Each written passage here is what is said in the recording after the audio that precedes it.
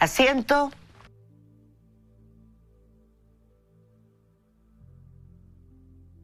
Muchas gracias, Milton Juica, por aceptar estar en esta nueva emisión de Poder y Verdad. Y a ustedes, bienvenidos a esta emisión de Poder y Verdad. Yo creo que con uno de los hombres que más conoce el Poder Judicial por dentro, Milton Juica. Un hombre al que resistieron dejar llegar a la Suprema. Pero él nunca se victimizó. Raro en este país. Nunca dijo, ¿por qué no me dejan si yo tengo todas las condiciones? Y más que eso, no.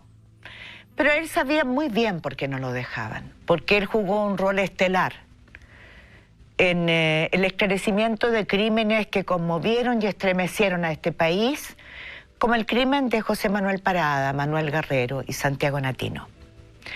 Pero Milton Juica no es solamente eso, es mucho más. Es un hombre de justicia, 51 años al interior del Poder Judicial. De eso vamos a hablar hoy día. Bienvenido, Milton. Bueno, muchas gracias por la invitación, Mónica, y en realidad estaba un poco asustado de por qué me invitaban, porque yo estoy alejado del Poder Judicial varios años, ya 3 años. Pero evidentemente que siempre he estado dispuesto a conversar temas que a lo mejor yo puedo aportar algo para la comunidad o para la sociedad, ¿no? Vamos a tratar de dejar la modestia a un lado. Las explicaciones de que no, que yo me fui, que yo no sé, porque necesito que vayamos al meollo. Este jueves 25 de agosto, un reportaje de Daniel Matamala en CNN Chilevisión reveló nuevos antecedentes sobre la trastienda de la impunidad del financiamiento ilegal de la política. Reuniones secretas entre el fiscal nacional en el besamanos para ser elegido fiscal nacional, ¿no? En el Senado, reuniones secretas con Jorge Pizarro, el senador demócrata cristiano, con el senador demócrata cristiano Patricio Walker, con Hernán Larraín, en la oficina del abogado Sumelsu, de las que ya se sabía algo, pero de estas otras no se sabía. Y tanto Jorge Pizarro como Patricio Walker están involucrados en casos de financiamiento ilegal y fueron absueltos por la justicia. Esas reuniones secretas nunca se registraron en ley de lobby. Estas revelaciones confirman que para llegar a ser jefe del Ministerio Público es necesario pasar por una negociación o negociaciones bastante incestuosas, ¿no? Que llevan consigo pago de favores. ¿En qué papel, en qué lugar queda la justicia? Bueno, en realidad, a partir del momento en que en mi opinión, por supuesto, a partir del momento en que se institucionaliza la posibilidad de que una Cámara Política intervenga en la designación de los más altos cargos del país, partimos de la base de que esa institucionalidad se modifica en el sentido de que ya lo que juega más que la idoneidad personal del candidato es la condición política que pueda tener o que pueda servir a los intereses de los que lo van a elegir. Y eso pasa con el Ministerio Público, pasa con la Corte Suprema y todos aquellos cargos en que tiene que intervenir el Senado. Así que no me extraña, naturalmente, de que en algún momento estas designaciones tengan ese carácter político o que permitan asegurar alguna ventaja política. Y eso, claro, es lo más nefasto que puede pasar en una sociedad. Pero no estamos hablando de ventaja política, señor Juica, estamos hablando de corrupción. Bueno, claro, pues ventaja política es igual a corrupción, o sea, si una persona tiene en mente una elección para sus fines políticos o fines personales, es corrupción. Por supuesto que es el inicio, el avance de la corrupción, y en Chile, por supuesto que se han dado casos notables de corrupción y los seguimos viendo permanentemente, en la que ya no nos sorprende.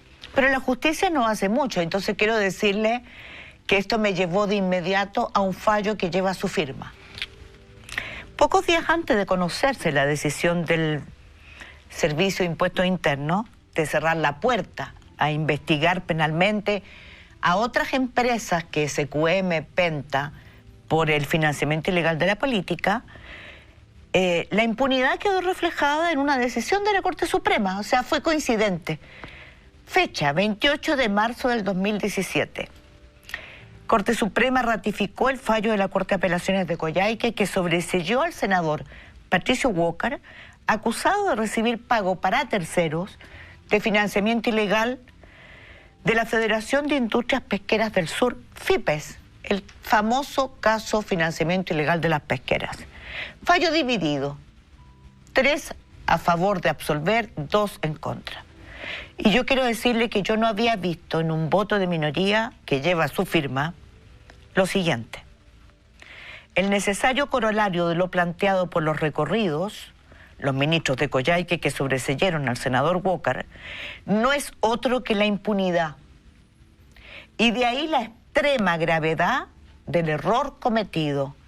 Impide al Ministerio Público investigar los hechos como le ordena la Constitución y la ley, bajo el expediente de aplicar el sobreseimiento que resultaba a todas luces inaceptable, apresurado e inoportuno en el momento procesal en que se decreta, bajo justificaciones equivocadas y carentes de todo sustento fáctico y jurídico.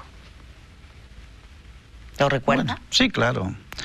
Recuerdo ese caso y algunos más que pasaron por el tema, naturalmente, del financiamiento ilegal de la política. En realidad, quizá ese es un capítulo también muy vergonzoso para la política en general, porque no solamente fueron esos casos, o sea, ya después se trascendió de que la gran mayoría, no todos, por supuesto, la gran mayoría del mundo parlamentario se financiaba de alguna manera irregular, en circunstancias de que había un estatuto constitucional y legal que establecía cuál era el límite que podía haber.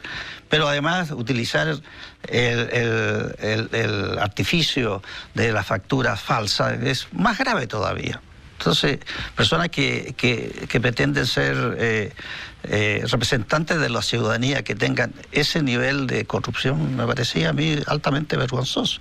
Y lo que yo planteaba era simplemente seguir investigando el asunto, ¿no? Bueno, pero en este juicio votaron, en este fallo, votaron a favor el ministro Lamberto Cisterna, cuyo debió haberse inhabilitado, porque su hijo, el abogado Gonzalo Cisterna, es controlador del bufete Cisternas y Compañía, del que es socio el ex senador Alberto Espina, quien recibió 18,7 millones de inversiones Siemel del Grupo Angelini, y después se supo que recibió otros 100 millones de pesos de financiamiento ilegal de la política, este bufete. Inversiones Siemel rectificó ese pago, o sea, de hecho asumió que los trabajos no se habían hecho. O sea, aquí no estamos hablando de supuestos, estamos hablando de hechos fácticos que ocurrieron. Y también votó a favor el presidente de la Corte Suprema, Haroldo Brito, en ese momento. Junto a usted votó en contra el ministro Dam. Sí. ¿Por qué votaron a favor Cisternas y Haroldo Brito? Bueno, eso habría que preguntárselo a ellos, porque naturalmente cuando uno llega a un acuerdo, trata de buscar un acuerdo frente a la resolución de un conflicto en un recurso, en este caso se trataba de un recurso de queja, evidentemente se conversa, se estudia, se dan las razones, y a mí me parecieron, siempre me ha parecido, porque yo siempre voté por la investigación y por los desafueros de las personas, porque también acordémonos de que muchas personas se les pidió el desafuero y fueron rechazados por la Corte Suprema, ¿ah? En la que ya había una sensación de decir que podría... el argumento que existía de que podría haber la posibilidad de que las mayorías políticas pudieran alterarse habiendo tantos parlamentarios desaforados y no podían ir al tribunal. Y se creó una sensación así de decir, no de ayuda. ¿Esa es una excusa? ¿Ah? ¿Esa es una excusa? Por supuesto que sí, por supuesto que sí. O sea, en una etapa tan difícil de la sociedad chilena era lo que tenía que demostrar el Poder Judicial, en mi opinión. ¿Le trajo algún problema ese fallo suyo? ¿Escribir eso porque usted lo redactó. No, o sea, yo nunca he pensado en los factores adversos que me pueda provocar una opinión jurídica y que la estoy plasmando en un documento, que es una sentencia. En general, yo funcionaba muy conforme a mis convicciones y no había ningún factor externo que pudiera motivarme, cambiarme esa posición. Pero en esa época era evidente que los procesos del financiamiento irregular de la política era un suceso delicado, grave, pernicioso para la sociedad chilena, y me parecía que había que ejercer, por quienes tenían la responsabilidad de hacerlo, el mayor rigor, que yo no vi. Pero no se vio ese rigor. Por supuesto que no, pero hasta este momento ya no se vio y no se dio. No se vio. Y no se dio, no simplemente. Lo que se dio fue la impunidad. En general hubo una impunidad en esa parte, que bueno, eso responderán a aquellas personas que estuvieron en esa posición. Pero es que el daño ya está hecho. Yo recuerdo también una experiencia, porque en esa época yo pasaba a formar, era la persona que estaba de vocero de la Corte Suprema, y en una vocería expresé que a mí me parecía delicada la situación y me parecía muy delicada que parlamentarios a quienes la sociedad le había entregado un mandato para actuar correctamente y legalmente, estuvieran metidos en estas situaciones tan deshonestas, ¿no? Y expresé que a mí me parecía, yo no podría estar con una persona de esta naturaleza. Eso motivó un reclamo muy fuerte del Senado completo. Mandó una carta a la Corte Suprema denunciándome de que yo había sido muy descortés con el mundo parlamentario.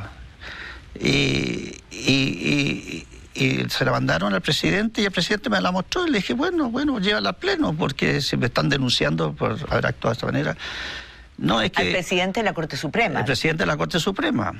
Y a mí me parece, yo mantengo lo que estoy diciendo. Si actué en esa vocería y si el pleno estima que fue incorrecto, bueno, llévenme al pleno.